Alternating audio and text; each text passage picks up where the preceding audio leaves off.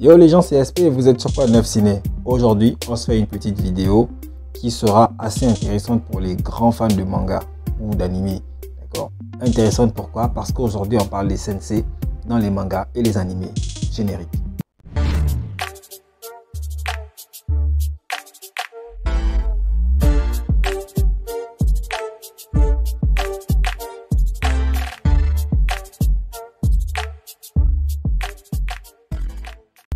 Sensei, maître, coach, shifu et j'en passe, les encadreurs sont un élément essentiel au développement des personnages principaux dans les mangas et les animés. Malheureusement, c'est des personnages sous-cotés ou plutôt on n'en parle pas souvent assez. D'ailleurs, ce qui m'a donné l'envie de faire cette vidéo, c'est vos commentaires suite à la vidéo sur les entraînements les plus originaux. Donc sans plus tarder, on va commencer comme ça, un petit top 5 au calme. Effectivement, vous verrez que c'est plus ou moins subjectif parce que je me suis fié à ce que moi je connais, au manga que je connais, au personnage qui m'intéresse le plus. Donc voilà, sans plus tarder, numéro 5, Biscuit Kruger, personnage de Hunter x Hunter. Hunter professionnel des étoiles, spécialisé dans les pierres précieuses. Gon et Killua la rencontreront pendant l'arc Grid Island, donc le jeu Grid Island, où elle y fera sa première apparition. Puis à nouveau lors de l'arc Chimera Hunt. À ces deux reprises, Biscuit agit en tant que tutrice dans l'apprentissage du naine pour les deux protagonistes. Si au début son but est de détruire l'amitié entre Gon et Killua, à la fin de Grid Island, elle reconnaît qu'elle est proche de développer des sentiments amicaux et protecteurs envers eux. C'est d'ailleurs pour cela qu'elle refuse de partir avec les deux garçons à la recherche du père de Gon, car elle risquerait de s'y attacher. Pour ce qui est de son apparence, Biscuit ressemble à une gamine de 13 ans, alors qu'en vrai, elle en a 57. Elle peut facilement passer d'un corps chétif à celui d'un malabar de plus d'un 1m90. Donc c'est quelqu'un qu'il faut réellement éviter. C'est d'ailleurs pendant l'arc Grid Island que Gon apprendra la technique qui deviendra sa marque, la technique du pierre, papier, ciseaux, qu'il utilisera un peu plus tard contre Pito pour l'atomiser. Donc voilà plus ou moins pour ce qui est de Biscuit, ou Biscuit, je crois dans l'anime on l'appelle Biscuit, je sais plus trop. Faut que je me retape quand même l'anime. Donc voilà, il n'y a pas grand chose à dire sur elle. Je pense que c'est grâce à elle que Gon et Killua ont réussi à atteindre le niveau qu'ils ont eu pendant l'arc Chimera Hunt. Ils sont entraînés après elle. Mais je trouve réellement que Biscuit, elle est venue leur donner un coup de pouce. Elle est vraiment venue mettre l'accent shonenique, comme j'aime le dire. Elle est vraiment venue mettre l'accent shonenique dans le manga. Accent qui nous montre la réelle progression des personnages principaux grâce à l'entraînement. Après le numéro 5, on passe comme ça au numéro 4 que j'ai nommé Izumi Curtis, qui apparaît dans Full Metal Alchemist. Izumi Curtis est le maître d'Edward et d'Alphonse Elric. Elle les a pris comme élèves après la mort de leur mère et les entraîne pendant 6 mois. Durant le premier mois, l'entraînement fut essentiellement porté sur l'apprentissage d'une phase.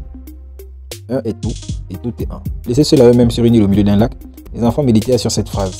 Leur maître avait interdit d'utiliser l'alchimie pour survivre.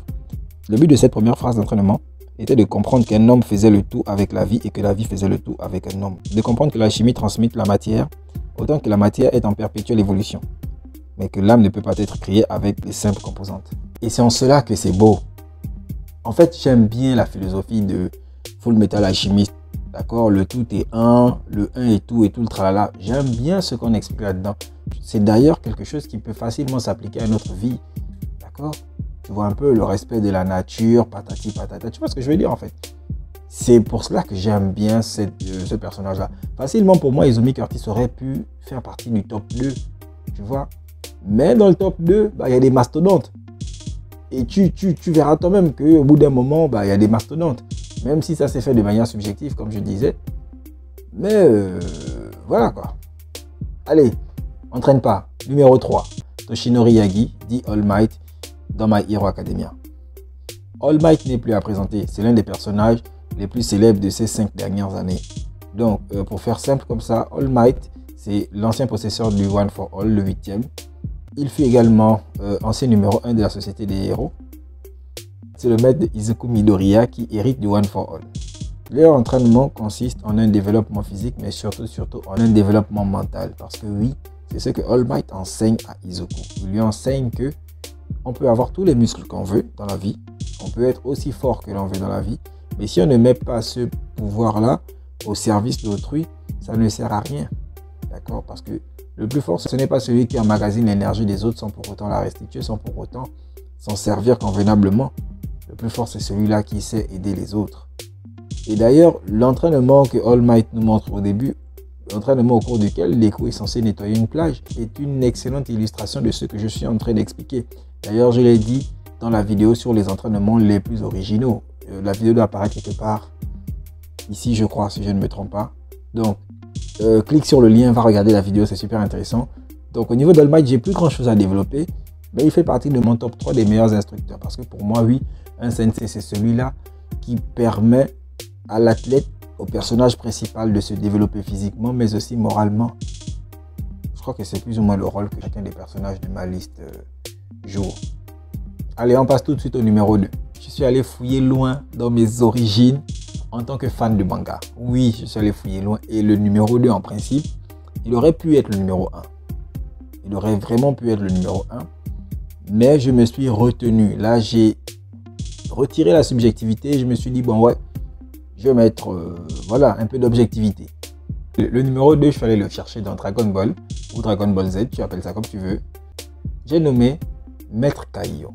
Le personnage pour moi qui représente même le maître, le sensei. C'est vrai que j'aurais pu prendre Tortue Géniale, Kame Sennin ou Muten Roshi. C'est la même personne tout ça, mais il a plusieurs noms.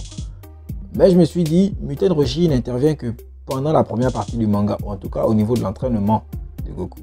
Oui, ce n'est pas mal, mais Maître Kaiô a beaucoup plus d'impact là-dedans. C'est Maître Kaiô qui entraîne Goku de telle sorte à ce que ce dernier puisse affronter les Saiyans, donc Vegeta et Nappa. C'est lui qui lui enseigne donc le Kaioken que Goku utilise jusqu'aujourd'hui dans Dragon Ball Super. C'est Maître Kaiô qui permet à Goku de s'entraîner de telle sorte à ce que ce dernier puisse atteindre le stade 3 du Super Saiyan. Oui, Maître Kaiô en fait c'est un boss. Toutes les techniques qu'il enseigne à Goku sont devenues emblématiques. Jusque-là, j'ai pas envie de faire un comparatif avec Tortue Géniale, Maître Karin ou même Dieu, le Tout-Puissant. Je vais juste rester sur Maître Kaiô parce que oui, c'est mon choix. Et au vu de la liste que j'ai citée, rien que dans Dragon Ball, j'avais largement le choix. J'aurais pu prendre n'importe lequel d'entre eux, mais je pense qu'il a été beaucoup plus intéressant, beaucoup plus impactant de mettre Maître Kaiô dans ce top. Et Maître Kaiô, il porte déjà le nom Maître. Tu vois ce que je veux dire? Voilà. Allez, sans plus tarder, on passe comme ça au numéro 1.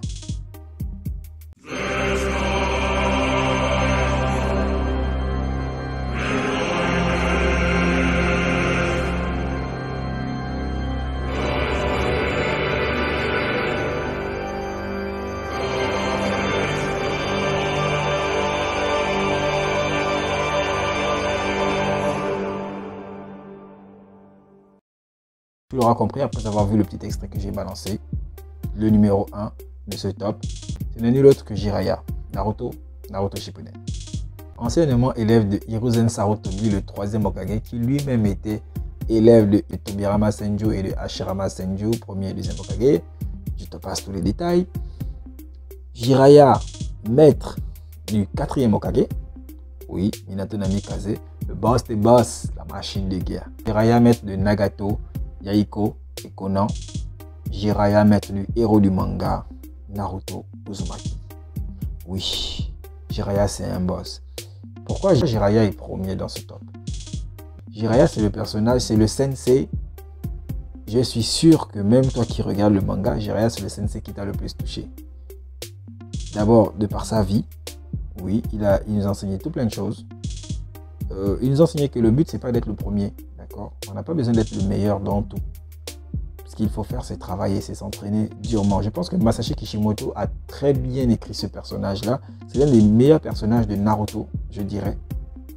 Et si tu es d'accord avec moi, je sais pas moi, mets ça en commentaire.